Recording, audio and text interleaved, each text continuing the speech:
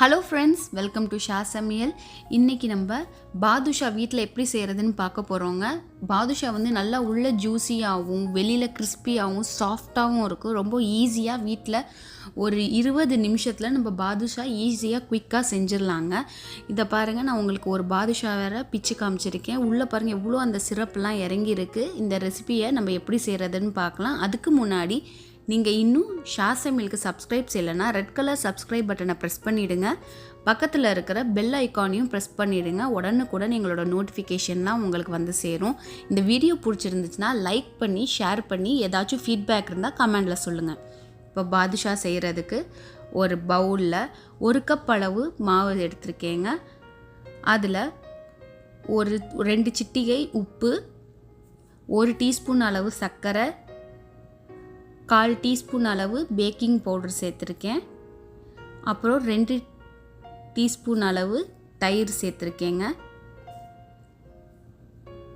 சேர்த்து இப்போ நல்லா நம்ம மிக்ஸ் பண்ணிக்கலாம். தண்ணி ஊற்றாமல் முதல்ல இதை நல்லா மிக்ஸ் பண்ணிக்கலாம். பாருங்கள், நல்லா மிக்ஸ் பண்ணியாச்சு. இப்போது 1 டேபிள் ஸ்பூன் அளவுக்கு நெய் சேர்த்துருக்கேன். அப்போது தான் நல்ல மணமாக இருக்கும். சாப்பிடும் போது எப்படி நம்ம கடைகளில் வாங்கி சாப்பிட்றோமோ அதே மாதிரி அவ்வளோ டேஸ்ட்டாக இருக்கும். இப்போது அந்த நெய்யையும் நல்லா மிக்ஸ் பண்ணியாச்சு. பாருங்கள், இப்போது கையை வச்சு இப்படி ஒரு புடி பிடிச்சா நல்லா அந்த புடி இருக்கணும். அப்புறம் உதிர்ந்து விட்டால் நல்லா க்ரம்பிளாகவும் இருக்கணும். இதுதான் கரெக்டான பதம். ரொம்பவும் டேஸ்ட்டாக இருக்குங்க. 1 கப்பு மாவுக்கு உங்கள் வீட்டில் எந்த கப் இருக்கோ அந்த கப்பில் நீங்கள் மாவை மெஷர் பண்ணிக்கலாம்.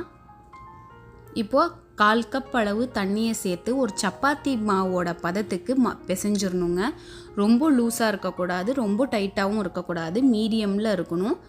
இப்போது ஒரு 5 நிமிஷம் இதை மூடி வச்சுக்கலாங்க. ஏன்னா நம்ம சைட் பை சைட் சுகர் சிரப்புக்கும் ரெடி பண்ணிடலாம். இப்போ நான் ஒரு மூடி வச்சுட்டு நான் இப்போ சுகர் சிரப் செய்ய போகிறேன். இப்போ ஒரு பாத்திரத்தில் நான் 1 கப் சர்க்கரை சேர்த்துருக்கேங்க.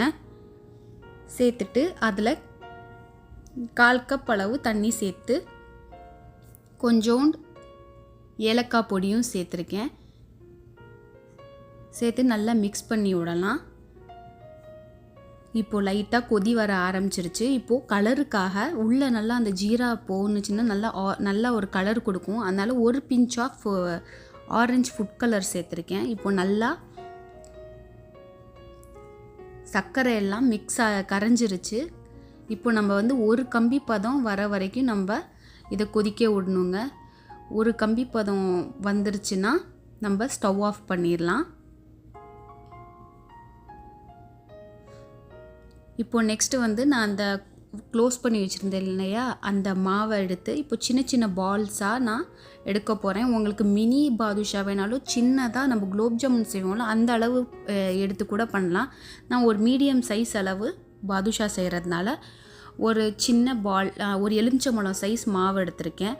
அதை எடுத்து லைட்டாக ரொம்பலாம் போட்டெல்லாம் உருட்டக்கூடாது. அதை அப்படியே பிச்சு லைட்டாக பால் மாதிரி செய்யணுங்க. செஞ்சு கையில் லைட்டாக ப்ரெஸ் பண்ணிவிட்டு அப்புறம் உங்கள் தம்பை வச்சு உள்ளே வரைக்கும் ப்ரெஸ் பண்ணி விடுங்க. ஓட்டை போட்டுறக்கூடாது, அது லைட்டாக ப்ரெஸ் பண்ணணும். அப்போ தான் உள்ள ஷேப் அழகாக இருக்கும் பாதுஷா பார்க்கும்போது. இதே மாதிரி நான் எல்லா மாவையும் பாதுஷா ஷேப்பில் பண்ணி ஒரு பிளேட்டில் வச்சுட்டேங்க. இப்போ ஒரு கடாயில் ஸ்டவ்வை வந்து மீடியம் ஃப்ளேமில் வச்சுக்கோங்க. தேவையான அளவு வந்து ரீஃபைண்ட் ஆயில் ஊற்றி நம்ம ஃப்ரை பண்ணுறதுக்காக ஸ்டவ்வில் வச்சுருக்கோம்.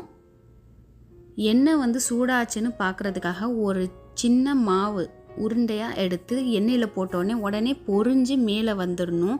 அதுதான் கரெக்டான பதம். ஒன்ஸ் இந்த மாதிரி பொரிஞ்சு மேலே வந்தோடனே நீங்கள் வந்து எண்ணெய் வந்து நல்லா சூடாக இருக்குதுன்னு அர்த்தம். இப்போ நம்ம லோ ஃப்ளேமில் வச்சுக்கலாம். லோ ஃப்ளேமில் வச்சு இப்போ ஒரு பாதுஷாவையும் நம்ம அந்த எண்ணெயில் போட்டு பொரிச்சு எடுத்துக்கலாம். ரொம்பவும் ஹை ஃப்ளேமில் இருந்து ரொம்ப எண்ணெய் சூடாக இருந்துச்சுன்னா சீக்கிரமாக வந்து வெளியில் வந்து கலராக வந்துடும். அப்புறம் உள்ளே பார்த்திங்கன்னா மாவாக இருக்கும். இந்த எண்ணெய் கன்சிஸ்டன்சி வந்தோடனே நம்ம லோ ஃப்ளேமில் வச்சு பொறுமையாக நம்ம நல்லா கோல்டன் கலர் வர வரைக்கும் நம்ம வந்து இந்த பாதுஷாவை ஃப்ரை பண்ணி எடுக்கணும். பாருங்கள், இன்னும் கொஞ்சம் நேரத்தில் இந்த பாதுஷா வந்து மேலே ஃப்ளோட் ஆக ஆரம்பிச்சிருச்சு. இப்போ நல்லா இது ஒன்ஸ் ஃப்ளோட் ஆகி மேலே வந்ததுக்கப்புறம் நம்ம இப்போது திருப்பி போட்டுடணும். நல்லா திருப்பி போட்டு நல்லா கோல்டன் கலர் வர வரைக்கும் நம்ம அழகாக இதை ஃப்ரை பண்ணி எடுக்கணுங்க. உங்களுக்கு ஏதாச்சும் ரெசிபீஸ் வேணாலும் ஏதாச்சும் உங்களுக்கு டவுட்டாக இருந்தாலும் கமெண்டில் சொல்லுங்கள், நான் அதுக்கு ரிப்ளை பண்ணுறேன். நான் இந்த பாதுஷாவில் ஏதாச்சும் மிஸ்டேக் பண்ணியிருந்தாலும் நீங்கள் கமெண்டில் சொல்லுங்கள். பாருங்கள் எவ்வளோ அழகாக மேலே ஃப்ளோட் ஆகுது, அந்த பபிள்ஸ் வருது பார்த்தீங்களா, அதுவும் அடங்கிடும். ஒன்ஸ் அது நல்லா டன் ஆகிடுச்சுன்னா அது வந்து எல்லா அந்த பபுள்ஸும் அடங்க ஆரம்பிச்சிரும். பாருங்கள் நம்மளோட பாதுஷா வந்து ரெடி ஆகிடுச்சு. எவ்வளோ அழகாக கோல்டன் கலராக இருக்குது பாருங்கள், நல்லா ஃப்ளஃபியாகவும். அப்புறம் நம்மளோட சுகர் சிரப் இருக்குல்ல, அது எப்பொழுதுமே சூடாக இருக்கணுங்க. ஏன்னா அப்போது தான் அந்த பாதுஷா ஃப்ரை பண்ணி அந்த சுகர் சிரப்பில் போட்டு அந்த பாதுஷா வந்து அந்த சிரப்பை உள்ளே அப்சர்வ் பண்ணிக்கும். அதனால தான் நம்மளுக்கு பாதுஷா வந்து நல்லா ஜூஸியாக இருக்கும். நல்லா இது ஒரு கோட் பண்ணிக்கணும். இப்போ நான் செகண்ட் பேட்சையும் இதே மாதிரி ஃப்ரை பண்ணி நான் கோட் பண்ணி இந்த பாதுஷாவை ஒரு பிளேட்டில் எடுத்து வச்சுருவேங்க. அவ்வளோதான், ரொம்ப சூப்பராக ஈஸியான பாதுஷா ரெசிபி நம்ம செஞ்சிடலாம். உங்களுக்கு இந்த ரெசிபி பிடிச்சிருந்துச்சுன்னா லைக் பண்ணுங்கள், ஷேர் பண்ணுங்கள், மறக்காமல் ஷா சமையலுக்கு சப்ஸ்கிரைப் செஞ்சுருங்க. தேங்க்யூ ஃபார் வாட்சிங்.